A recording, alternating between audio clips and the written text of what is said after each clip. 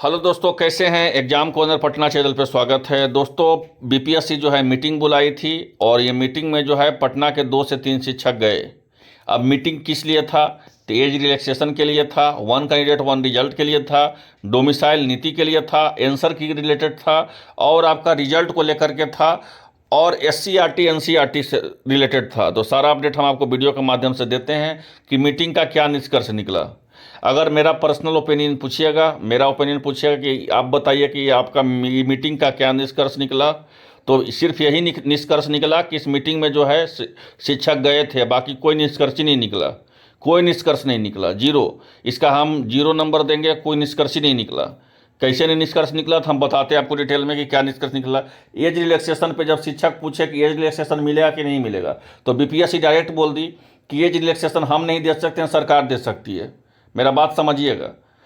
और one candidate one result को लेकर के जो है बीपीएससी जो है इसमें भी पल्ला झाड़ ली। इसमें भी कुछ उस तरह के सेटिस्फाइड करने वाला जवाब नहीं दिया गया कि वन कैंडिडेट वन रिजल्ट लागू ही हो जाएगा। ऐसा कुछ भी नहीं है, ऐसा कुछ भी नहीं बोला गया।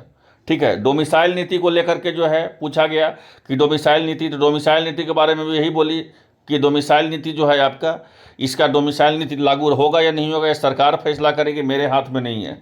तो बीपीएससी ये बोली पूरी तरह से मीटिंग में कि देखिए, मेरा काम है परीक्षा करवाना, रिजल्ट देना, आंसर की देना और मेरा परीक्षा जो है कदाचार मुक्त करवाना। मतलब वही बीपीएससी जो है, जो हम आपको शुरू से जो वीडियो में बताते आते हैं कि बीपीएससी कंडक्टिंग बॉडी है, उसका कोई इसमें नहीं है। ठीक है ना। शिक्षा विभाग जीएडी को भेजती है, जीएडी बीपीएससी को रिक्तियाँ भेजता है और बीपीएससी उसको रिक्तियाँ का परीक्षा लेता है। बाकी उसको कोई लेना देना नहीं है कि उसमें रिक्त पद बढ़ेगा या नहीं बढ़ेगा, आपका उसमें एज रिलैक्सेशन मिलेगा नहीं मिलेगा, डोमिसाइल नीति लगे या नहीं लगेगा, वन कैंडिडेट वन रिजल्ट, इस सब पर कोई मतलब बीपीएससी को नहीं है। इसके बारे में हम आपको एक बार नहीं बताएंगे। जो मेरा पुराना व्यूअर होगा उसको सारा बात पता होगा। ये सब हम पहले ही बता चुके हैं शुरू से, और वही हुआ आज भी। बीपीएससी डायरेक्ट जो है सरेंडर कर गई कि हम नहीं एज रिलैक्सेशन दे सकते हैं, नहीं हम डोमिसाइल नीति लागू कर सकते हैं, नहीं हम आपको वन कैंडिडेट वन रिजल्ट दे सकते हैं। ये सब जितना जो फैसला होगा वो सरकार फैसला करेगी। इसमें जो है कोई ये नहीं कर सकते हैं। और बीपीएससी जो है एक बहुत बड़ा बात बोली है, समझने का चीज़ है। डायरेक्ट बीपीएससी बोली है कि कहाँ कोई ज़्यादा अदर स्टेट का बहाल हुए हैं। टीआर-1 में मात्र 14,000 ही तो बहाली हुआ है। ये बीपीएससी के चेयरमैन का ये जो है बीपीएससी के चेयरमैन के द्वारा ये बताया गया है। ये कितना मतलब कि किस लेवल से वो बता रहे हैं। अगर 14,000 बिहार के लड़का का नौकरी होता, 1400 को होता अदर स्टेट का नौकरी, और बचा हुआ सीट पे बिहार के स्टूडेंट का नौकरी होता तो भला भी हो सकता था।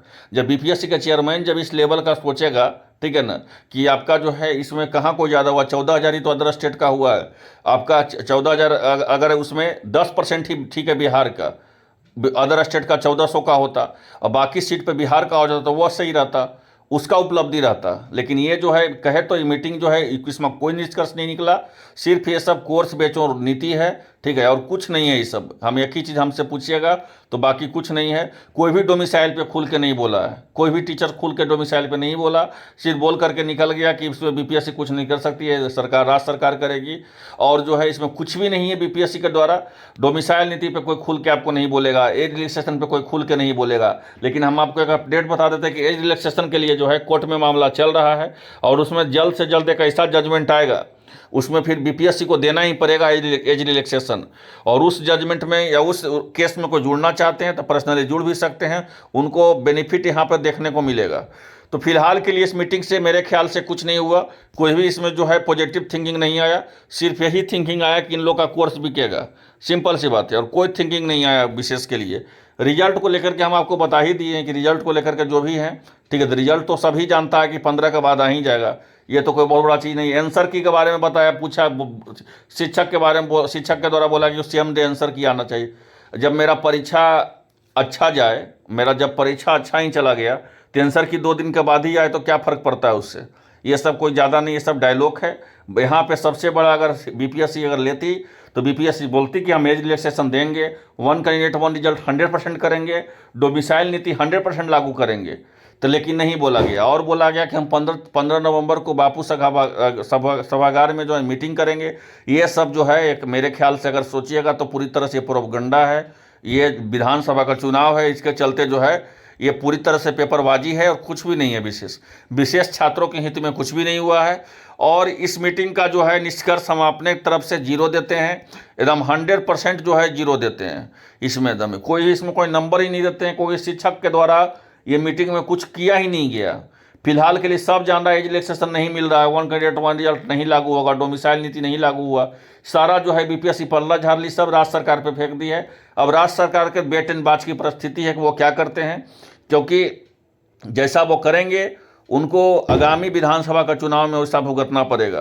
तो इसके लिए जो है अब राज्य सरकार पे डिपेंड करता है कि मीटिंग को लेकर के फाइनल उनका क्या ये जजमेंट है, क्योंकि अब एज रिलैक्सेशन भी उन्हीं को देना है, 1 कैंडिडेट 1 रिजल्ट के बारे में उन्हीं को फैसला लेना है, डोमिसाइल नीति को लेकर के उन्हीं को फैसला लेना है।